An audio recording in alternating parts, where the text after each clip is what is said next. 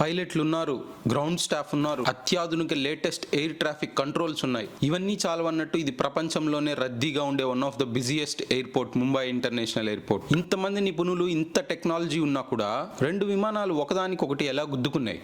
ఫిబ్రవరి 3 కోయంబత్తూరుకు వెళ్లాల్సిన air India and అప్పుడే హైదరాబాద్ నుంచి వచ్చిన ఇండిగో 2 ఫ్లైట్స్ రెక్కలు ఒకదానికొకటి తాకాయి.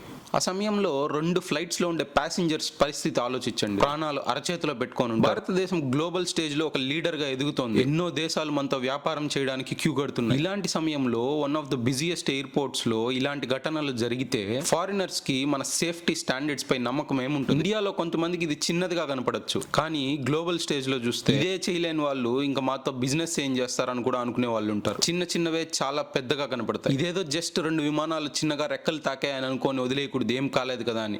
ఇది మన సిస్టమ్ ఫెయిల్యూర్. ఒక్క సెకండ్ తేడా జరుగున్నా, లేకపోతే కొన్ని ఇంచులు గ్యాప్ ఉన్నా కూడా చాలా పెద్ద ప్రమాదమే జరిగేది. ఈ రోజు నువ్వు చాలా లైట్ గా తీసుకోవచ్చు ఎక్కడో ఏదో జరిగిందని. రేపు నువ్వు కూర్చోండే ఫ్లైట్లోనే ఇలాంటి ఇన్సిడెంట్స్ జరిగితే అప్పుడు మాట్లాడతావు. డీజీసీఏ ఆల్రెడీ 2 ఫ్లైట్స్ని తీసుకెళ్లి విచారణ చేస్తున్నారు, ఎలా జరిగింది ఏంటి అని. మనం కూడా వేచి చూద్దాం ఏం ఆన్సర్ వస్తుందో.